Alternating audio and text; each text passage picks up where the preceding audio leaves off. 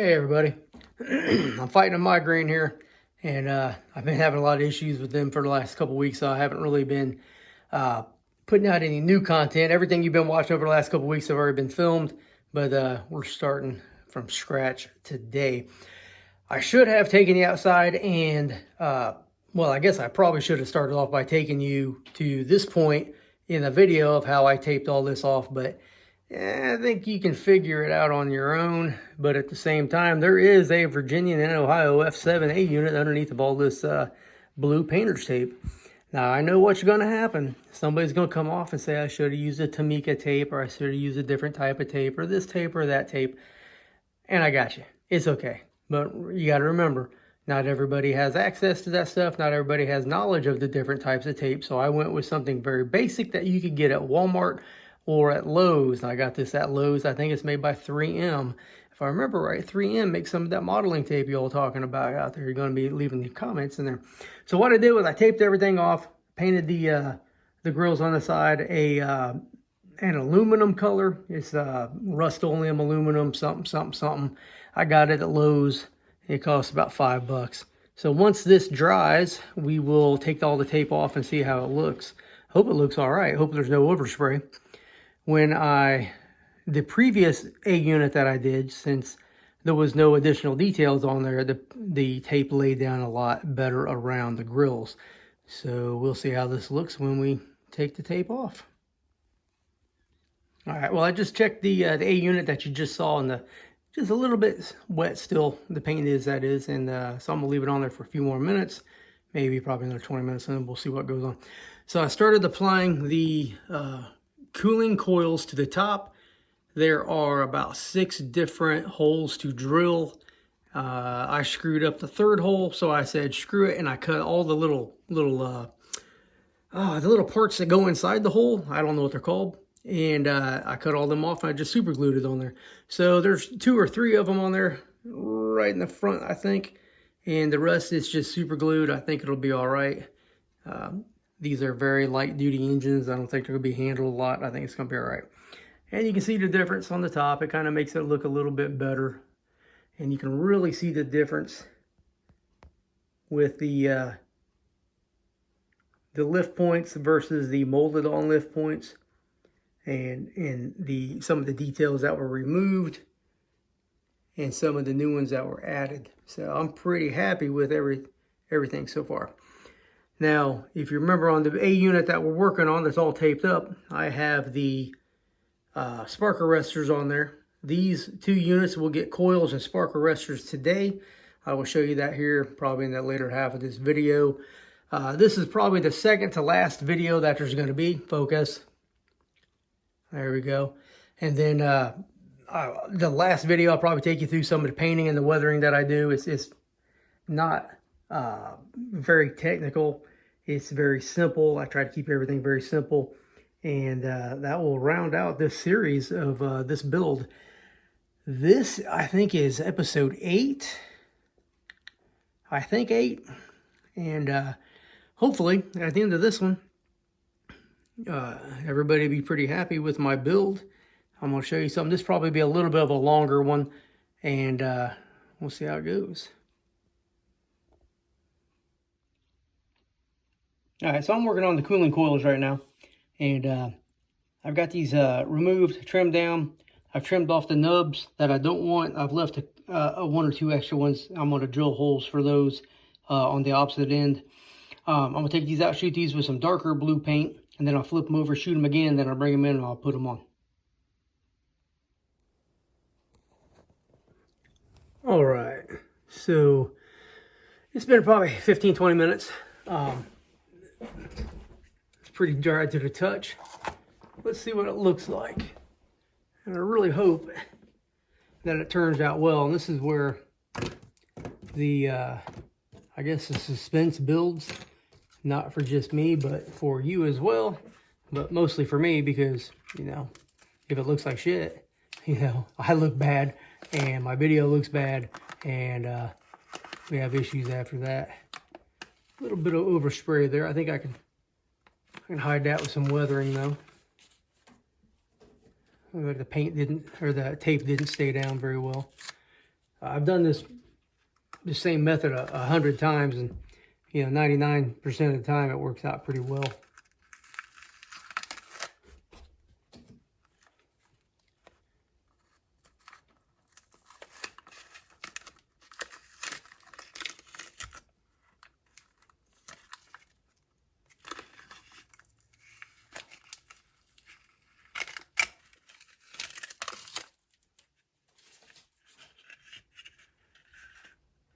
Not too shabby. Not too shabby. A little bit. The tape came up just a little bit right here. You only see it in the light. Doesn't look too bad. I use a different spray nozzle than what I normally do, and it went on a little bit more precise, but a little bit more, a little thicker. This is only one blast, and it's not quite up in here, but that's okay. That's okay. It doesn't have to be perfect, because if you look at a lot of F7s and whatnot from the 50s and 60s and the 70s, I mean, some of it, I mean, they were just filthy. So all we'll do is we'll shoot this side, not the other side. Most important thing, the decal didn't come off. Oh, I know what I was going to talk about. So last video, I told you to use this this drill bit. What was this one? If I can read it.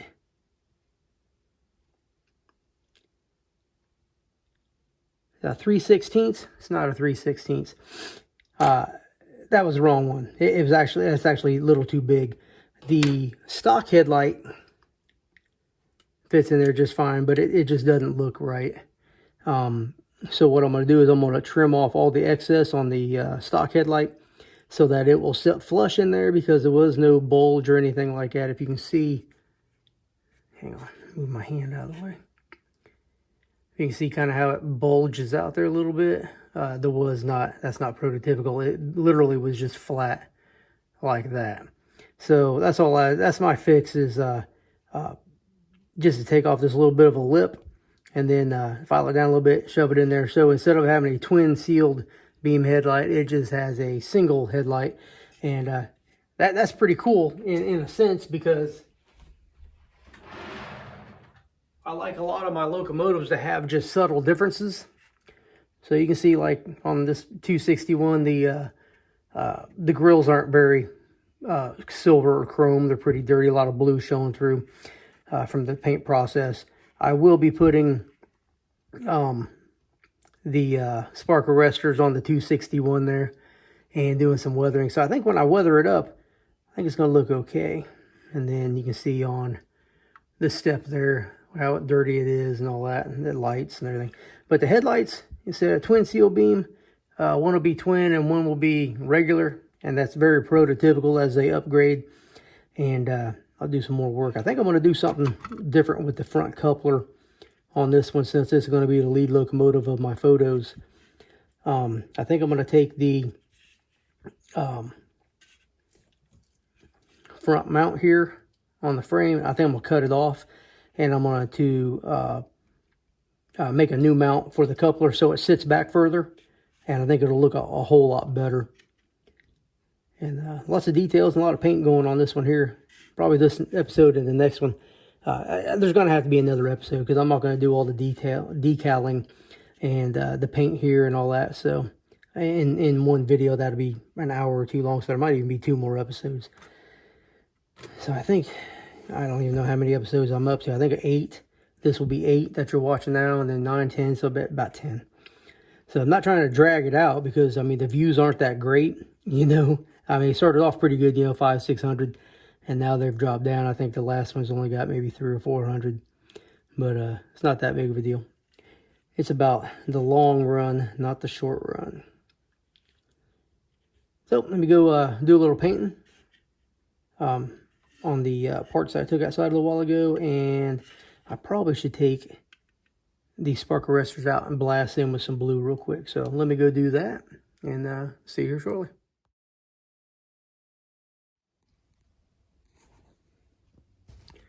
All right, everybody. I've been doing some work. I've taken and decided to number this new A unit 259. I painted these kick plates.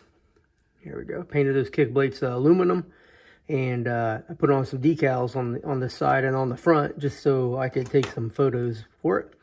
I painted the horns blue, but you can't really see it. They look black with a blue tint, and that's fine because, you know, horns get dirty, and you know, they gotta be cleaned like everything else. But I also added these cooling coils. They look pretty good. I did a little bit of weathering on the roof and the fans just to match 261 for a couple of pictures.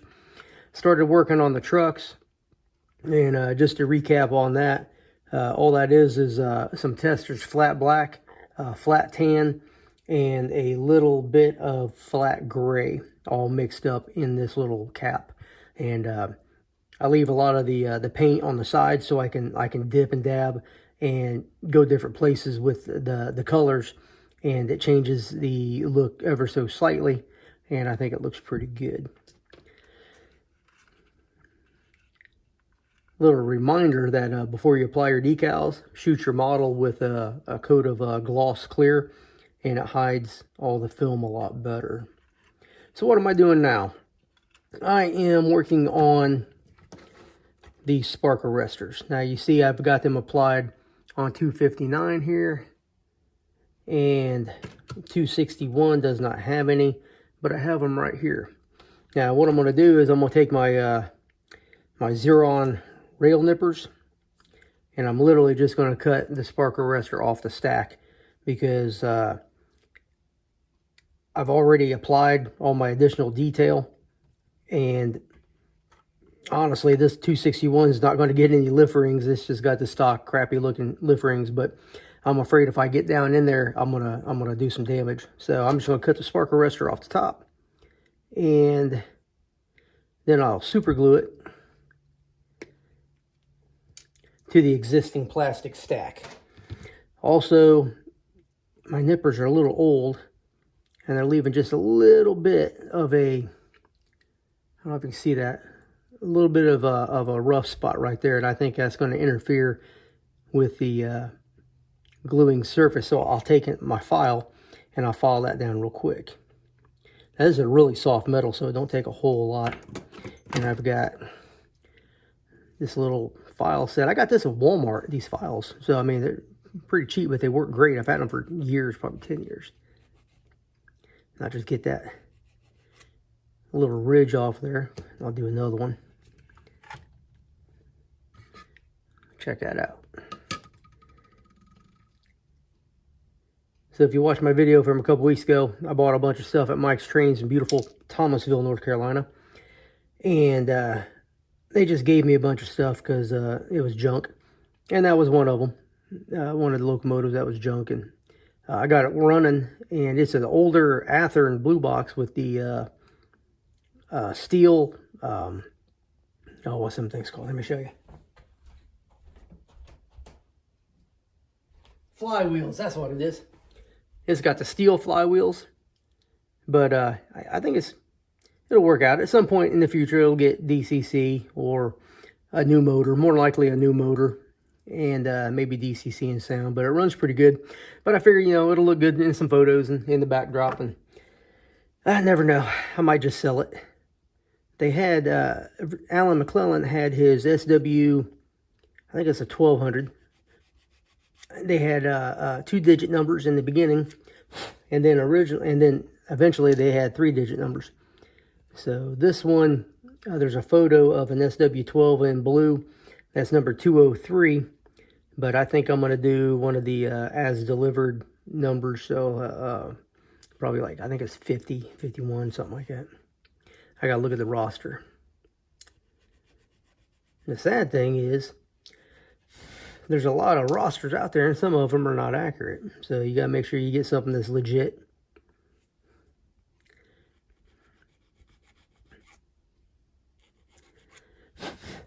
All right, that looked pretty decent. So literally, I'm going to take my Gorilla Super Glue. I'm going to put a dab of glue here and a dab of glue here. And then literally just put the spark arrestor on top, and that'll be it. So I'll do that for you on camera. I'll do one of them, and then it's pretty simple, so I don't think you need to see all 4. And then I'll do the B unit. I also have the coils to put on the B unit, and I'll probably film that one for you. I've really kind of stretched these videos out a little more than what I should have. I've talked a little too much, and I don't know if my rambling was anything positive, but well, positive towards the build. I'm sure I said something of note, but I always try to say something that's, I got maybe inspirational or motivational. And once again, with super glue, less is more. I put on a little more than what I wanted because I wanted to fill that hole down there, because the exhaust stack actually has a little bit of an indentation in here, and I want to get enough out there, or enough on there to fill that up and then still be able to contact the spark arrestor when I get up there.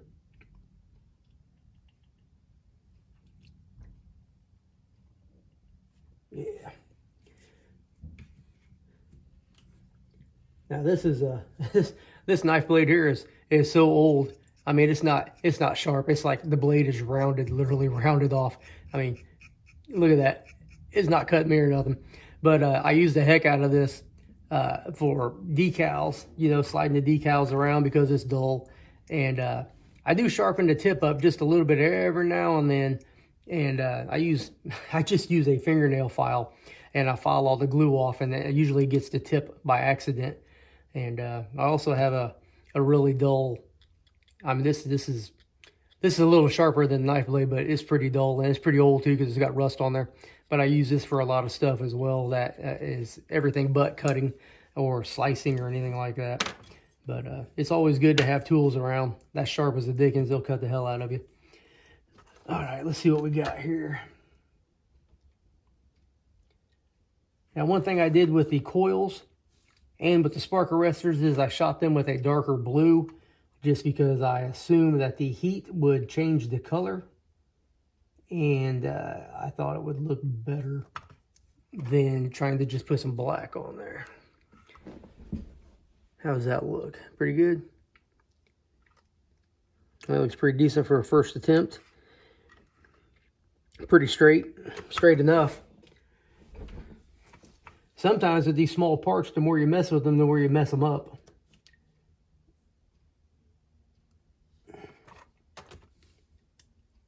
Really.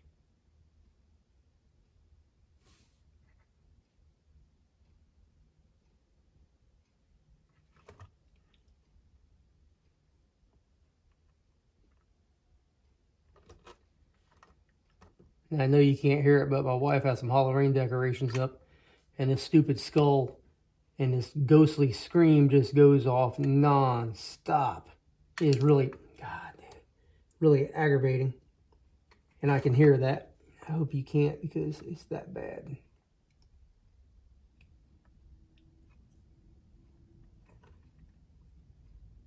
There, fixed it. All right.